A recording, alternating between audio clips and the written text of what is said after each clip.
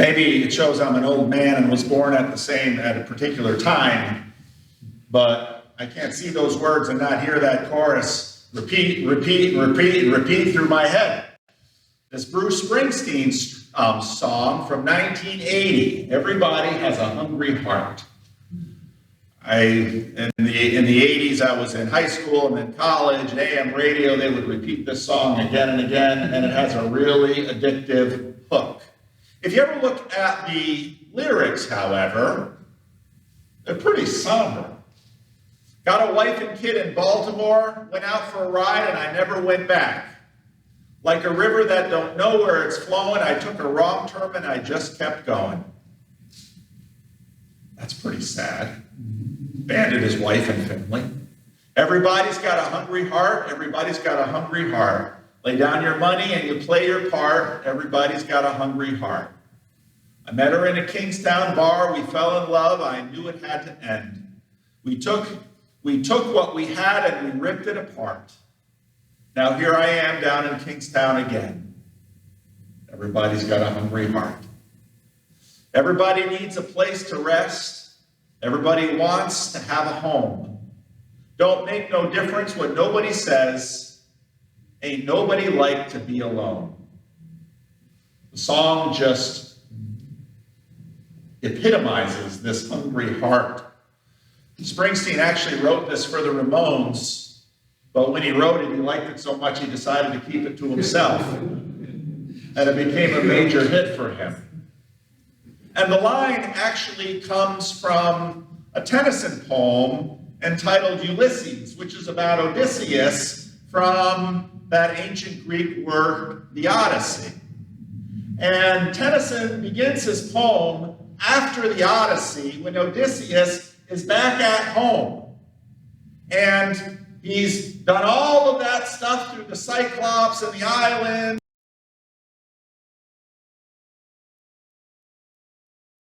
His wife, and he has to beat back all the suitors. And finally, when it's all said and done, he settles into normal life, which you would imagine should be restful and settled, what he was striving to get back with those great feats. And Tennyson ponders the hungry heart of Odysseus. Confronted again by domestic life, Ulysses, that's Odysseus in Latin, expresses his lack of contentment. His heart is still hungry, including his indifference towards the savage race whom he governs, his own people from Ithaca. Ulysses contrasts his present restlessness with his heroic past and contemplates his old age and eventual death. Life piled on life were all too little, and of one to me, little remains and longs for further knowledge and experience. Everybody has a hungry heart. How many times do we hear this idea in popular music? You too. I just haven't found what I'm looking for. Mick Jagger, I can't get no satisfaction. Everybody has a hungry heart. We are restless.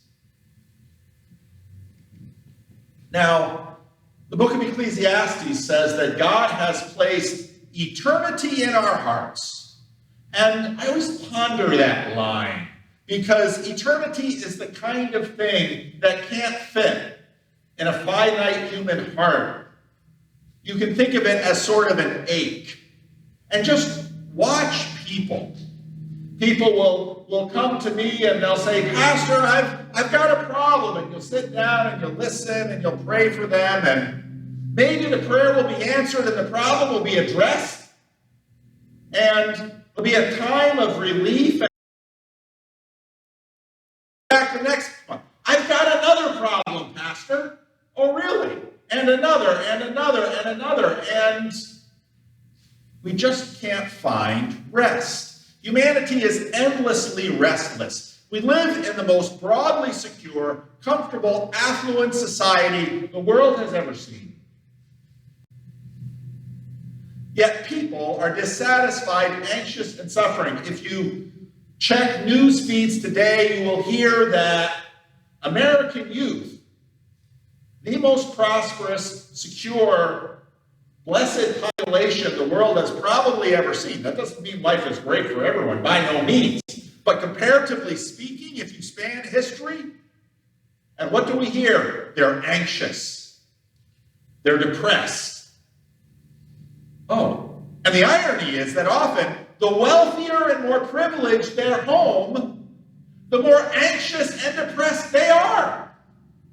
And this was remarkable to me when I worked in the Dominican Republic and worked with Haitians who would make maybe 50 cents a day, and their lives had none of the security and none of the affluence that we predictably enjoy. I never once heard of a suicide.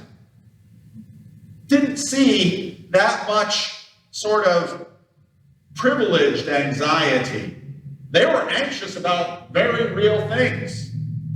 Death was stalking them, and they struggled.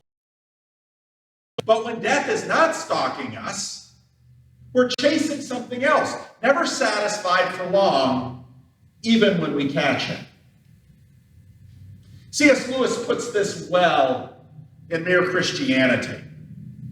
The longings which arise in us when we first fall in love, or first think of some foreign country, or first take up some subject that excites us, are longings which no marriage, no travel, no learning can really satisfy.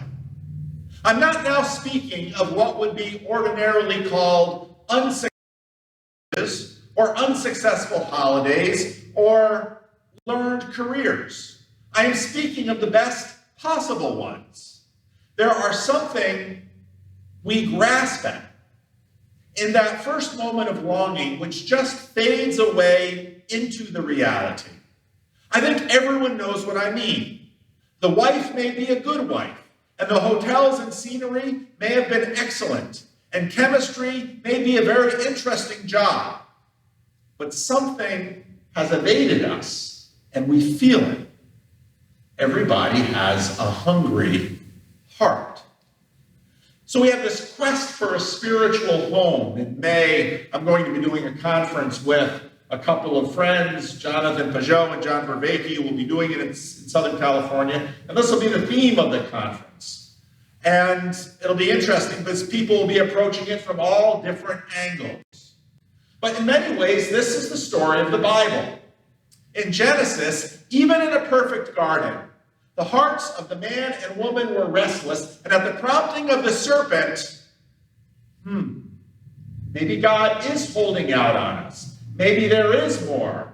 Maybe the fruit is the answer. Abraham and the patriarchs wanted a home, a land of rest, and they didn't get there. The children of Israel wind up in captivity in Egypt, and they long for freedom even after forgetting God's name. God delivered themselves bound by all sorts of other things.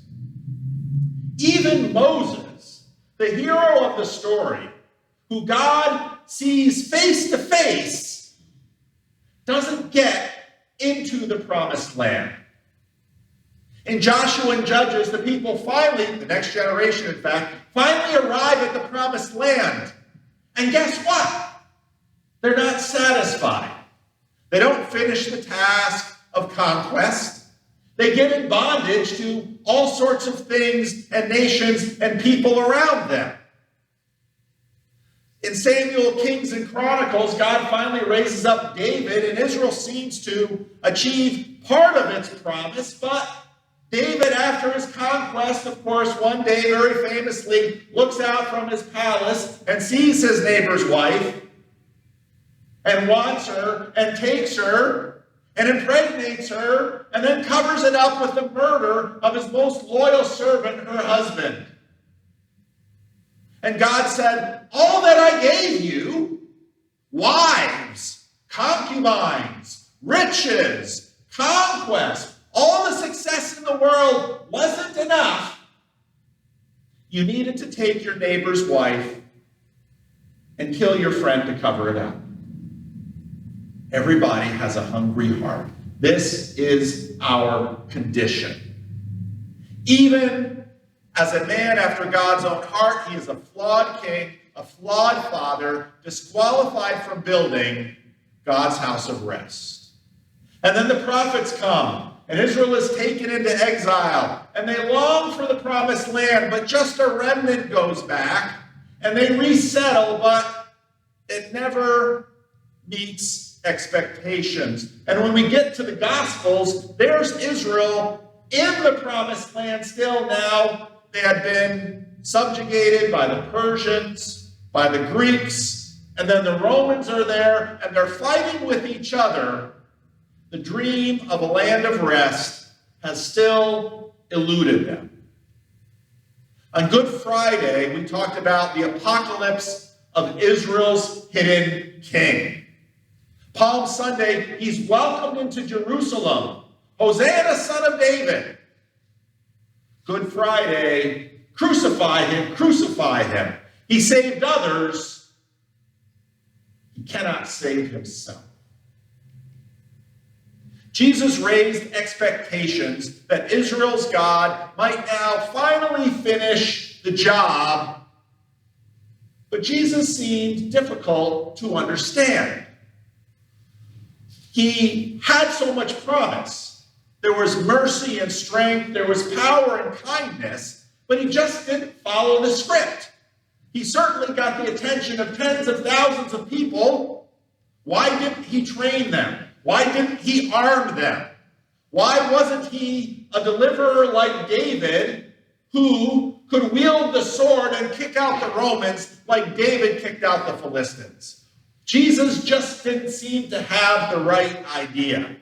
And then he goes to Jerusalem, is arrested and executed, which is how all supposed messiahs seem to die. As evening approached, that Good Friday, Joseph of Arimathea, a rich man who had himself become a secret disciple of Jesus, going to Pilate, unveiled himself, and he asked for Jesus' body. And Pilate ordered that it be given to him. And Joseph took the body, wrapped it in a clean linen cloth, and placed it in his own new tomb that he had cut out of the rock.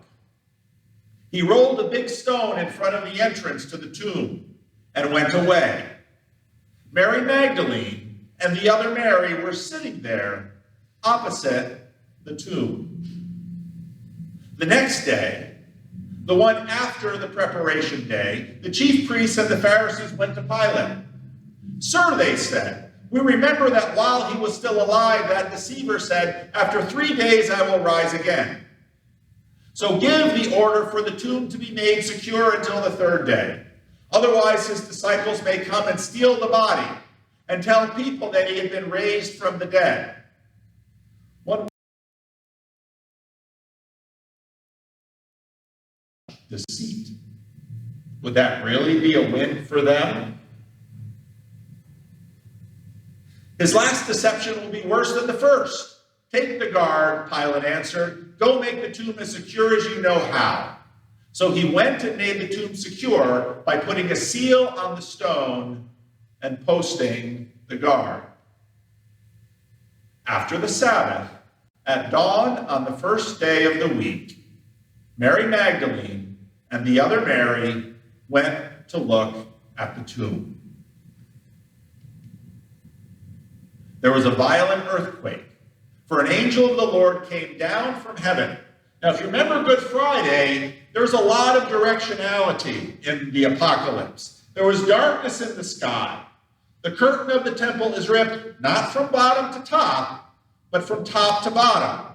The temple is the connection between heaven and earth for the Jewish nation. It is God's embassy, God's house on the earth, mirroring the temple in heaven. You can read about that in the book of Revelation. Now an angel comes down from heaven, and the earth shakes. And going to the tomb the angel rolled back the stone and sat on it. And you can imagine the guards, who at that point were probably sort of drowsily sitting there in absolute utter shock. What are they supposed to do? An angel comes from heaven, shining like the sun, effortlessly rolls back a massive stone, sits on it, probably crosses his arms and looks at the guards like, what are you going to do? They're not going to do anything. His appearance was like lightning, and his clothes were as white as snow. The guards were so afraid of him that they shook and became like dead men. Just picture the scene. Now, what's interesting is, unlike Gospels written centuries later that had other different agendas, none of which were eventually accepted by the church, they'd have much more embroidered stories happening of Jesus coming out of the tomb, followed by a huge cross with a mouth on it, all sorts of wild ideas. Nothing like that. Just this. The angels, who were probably just as scared as the guards, do not be afraid. And I always find a note of irony with this, because if an angel came out of heaven, shining like lightning, and came down right here, it'd be like, if you don't want us to be afraid, you're going to have to turn down the wattage a little bit, maybe sneak up on us like other angels in the Bible. But if you're going to come in like this, yeah, we're going to be terrified. So the angel says, do not be afraid, for I know that you are looking for Jesus, who was crucified. He is not here. He has been raised, just as he said. Come and see the place where he lay. Then go quickly and tell his disciples, he has been raised from the dead and is going ahead of you into Galilee. There you will see him. Now I have told you. Wow. So the women hurried away from the tomb. At least in Matthew's account, they don't even bother getting near him. I can imagine running away is the only direction you would want to go. So they hurry away from the tomb, afraid, yet filled with joy. They don't quite know how to feel.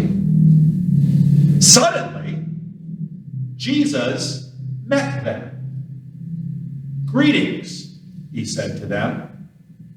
And they came to him. Now notice, the angel looks like lightning, is shining like the sun, is terrifying, that they run away, but Jesus is not.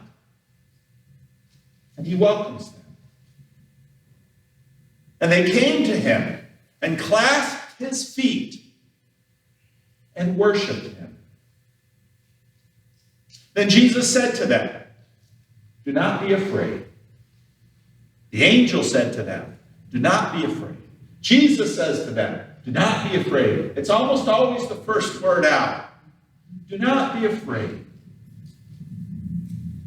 Go tell my brothers to go to Galilee. There they will see me. Now, N.T. Wright has made the observation that these stories are remarkably unembroidered or unadorned.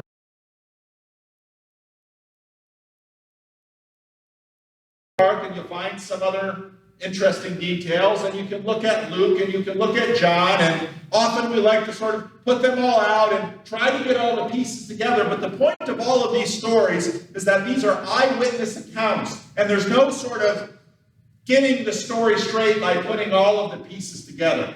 A few centuries later, books would be written to try to do that, but the church left all four Gospels as is, because the Gospels are eyewitness testimonies. And just like as regularly happens, I'm sitting in my office, working, and I hear tires squealing and a crash here on Florin Road. A lot of accidents on this corner. I get up out of my chair, I go outside to see, do I need to call an ambulance? Is everyone okay? And then you start talking to people, some of which have been hanging around. What happened? There's always, on one hand, everybody knew an accident happened. Sort of the basic framework is there, but when you look at the details, a lot of the people saw things from different perspectives. Here in Matthew, there's the story, unembroidered. It's an eyewitness account of what happened, probably from one of those women. And if you've ever been in a situation of shock, you know how the brain works. But it's very important to be clear, C.S. Lewis continues on this, about what these people meant here by resurrection. When modern writers talk of the resurrection, they usually mean one particular moment, the discovery of the empty tomb and the appearance of Jesus a few yards away from it. That's what we read about. The story of that moment is what Christian apologists now chiefly try to support. Almost exclusive concentration on the first 5 minutes or so of the resurrection would have astonished the earliest Christian teachers. In claiming to have seen the resurrection, they were not necessarily claiming to have seen that. Notice in Matthew's account, the women don't see Jesus walking out of the tomb. In claiming to have seen the resurrection, they're not claiming to have seen that. Some of them had, some of them had not. It had no more importance than any of the other appearances of the risen Jesus, apart from the poetic and dramatic importance which the beginning of things always have.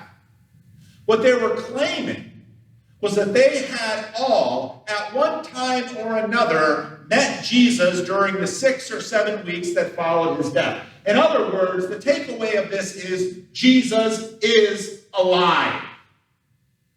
And they met him at one point or another. This Jesus that they saw crucified is now alive. Something has changed in the fabric of the world. Sometimes they seem to have been alone when they did so. But on one occasion, 12 of them saw him together, at least 12. There were probably more in that upper room. And on another occasion, about 500 of them. St. Paul says that the majority of the 500 were still alive when he wrote the first letter to the Corinthians about 55 AD. In other words, if you were alive at that moment, you could go amongst the Christian community and bump into dozens of people that had seen the resurrected Lord.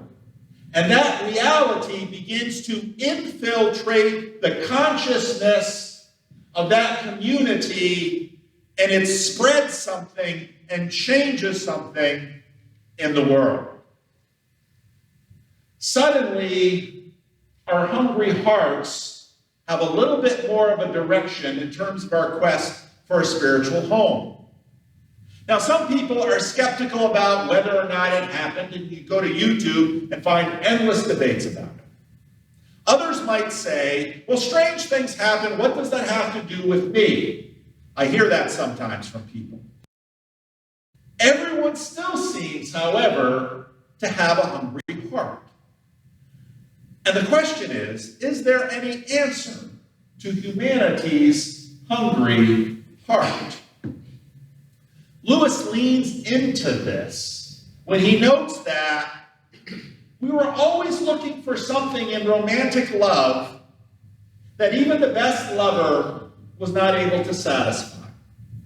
We're often looking for something in a good meal or a good vacation or a good job that even the best meal or the best vacation or the best job doesn't seem to satisfy. In other words, we seem to be built for a world other and better than this one. The New Testament writers speak as if Christ's achievement in rising from the dead was the first event of its kind in the whole history of the universe. You saw that first fruits reference in one of the hymns we sang this morning. He is the first fruits, the pioneer of life. He has forced open a door that has been locked since the death of the first man. He has met, fought, and the king of death. Everything is different because he has done so. This is the beginning of the new creation. A new chapter in cosmic history has opened. And we say, yeah, but people still die. We still named names this morning. But this transformation has begun in history, which is impossible to deny. A powerful transformation has been working its way through history. Disciples of this Jesus began to live in a new way. And because of Jesus' resurrection and his promise of participation in it, they, with fits and starts, they're flawed like all of us are, start to practice Jesus' way of living. And it began to transform the world. Not all of a sudden, not perfectly, still not perfectly, but it's still moving. And it's fueled by hope of the next. So profound, Tom Holland, and you say, well, Pastor, why do you always use that book cover? Well, number one, it has that nice picture of the crucified Christ. But the point of the book is exactly the point I just made, and made by a man who, when he started writing the book, was skeptical of the whole thing. But when he finished the book, Tom is still sort of on the edge. Finished the book, said, you cannot deny that the crucifixion and resurrection of Jesus fundamentally changed world history for the better. And even the most ardent atheists and skeptics use the morality of Christ often even to argue against the church and Christians, saying, you Christians aren't good enough. And to which the Christian should probably say, that's right, we're not. But our master is someone who was and is alive today. So profound has been the impact of Christianity on the development of Western civilization that it has come to be hidden from you. It's so profound, we can't see it. It is the incomplete revolutions which are remembered. The fate of those which triumph is taken for granted. This has been the result of Jesus' resurrection. Jesus at once heightens our hunger, and this we see through history, through civilizations. Our hunger is heightened each time we actually achieve something which is good. You won't know you are hungering for a better relationship until you've had a good one. You won't know you're hungering for a better meal until you've had an excellent one. And at that point, up it goes again. That hungry heart is a sign that we are made for something better. And it whispers to us, we will get there. It makes us less satisfied with the junk food that bloats and weakens us now and makes us hunger for him. Augustine's greatest quote, our hearts are restless, Lord, it was actually a prayer, until it finds our rest in you. What Jesus does is offers a community to travel with. It's not always an easy community to travel with because it's supposed to be good, and sometimes we discover, the people still complain, they still hurt one another, they still sin against each other, but the bar has been raised. Home is never an individual thing. It's about a family. Don't make no difference what nobody says. Ain't nobody like to be alone. Springsteen was right. It's not something we quest for individually. It's something we quest for together. Jesus offers a way of life that is the shape of the cross, which seems opposite from what we hunger for. But there are things in us that must be put to death. of life that offers a renewal from the inside out. Because there are dead places in us that must be healed. Jesus offers a path that goes through the grave into the life we were made for. Our hearts are still hungry, yes, but they're moving in a direction. The church is the place where people on this path pursue Jesus and learn to walk with him. We stumble, we fail each other, but our master is a determined master, so he doesn't give up on us easily. Listen to your hungry heart. The hunger in your heart is there for a reason. Eternity is yearning for something. Ask for better food than you will find in this world. Let's pray.